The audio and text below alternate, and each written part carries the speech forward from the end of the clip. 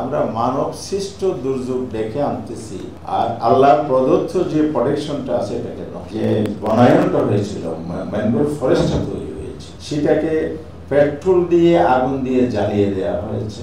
আমাদের এনভায়রনমেন্ট এবং ক্লাইমেট চেঞ্জের জায়গাটা যদি আমরা সামনে রাখি, কক্সবাজারের প্রেক্ষিতে গ্লোবাল এবং বাংলাদেশ কন্টেক্সটে তো অনেক বড় আলোচনা।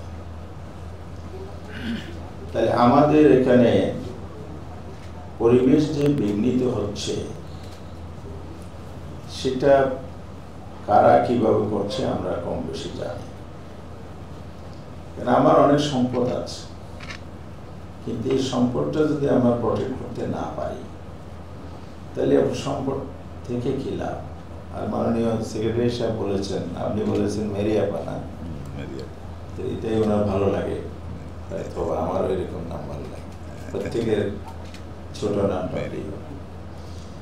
তো উনি তো বলেছেন কিছু পয়েন্টস যেখানে সম্পদের কথা বলতে গিয়ে সম্পদ রক্ষার জন্য মোরালিটি ইথিক্সের কথা উনি নিয়ে আসছেন, খুবই ভেরি ইম্পর্টেন্ট। আমি সেটা পরে বলব। আমাদের সম্পদের উপর যে আঘাতটা আসতেছে সেই আঘাতটা ক্লাইমেট চেঞ্জের প্রভাব তো আছেই।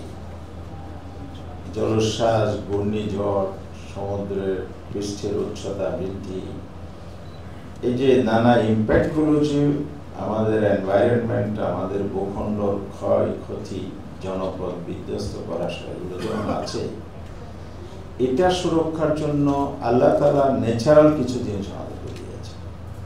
ম্যানগ্রোভ ফরেস্ট, এটা ন্যাচারাল প্রোটেকশন। এত বড় একটা সম্পদকে আমরা রক্ষা করতে পারছি না, আমরা নিজেরাই ধ্বংস করছি। মানব সৃষ্ট প্রাকৃতিক দুর্যোগ যেটা বলা হচ্ছে।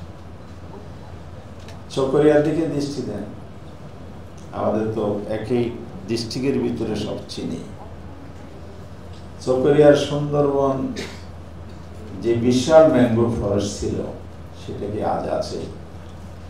কারা ধ্বংস করবে?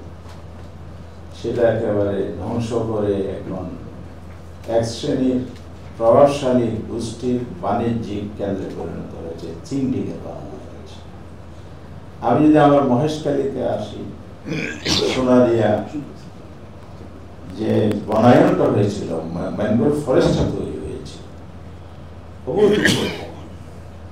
সেটাকে পেট্রোল দিয়ে আগুন দিয়ে জ্বালিয়ে দেওয়া হয়েছে এবং সেখানে সিন্ডিকেট তৈরি করে এক ধরনের বনদস্যুরা সেখানে তাদের বাণিজ্যিক অর্থনৈতিক সুবিধা সেখান থেকে দিচ্ছে।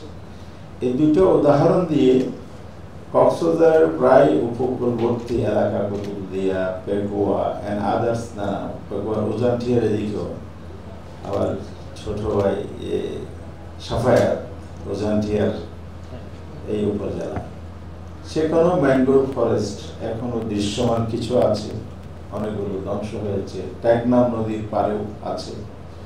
তো এই যে আমরা মানব সৃষ্ট দুর্যোগ ডেকে আনতেছি, আর আল্লাহ প্রদত্ত যে প্রোটেকশনটা আছে এটাকে ধ্বংস করার মাধ্যমে, তাহলে এগুলো যদি আমরা রক্ষা করতে না পারি তাহলে আমার এই সেট, এই সম্পদগুলো আমরা রক্ষা করবো কিভাবে?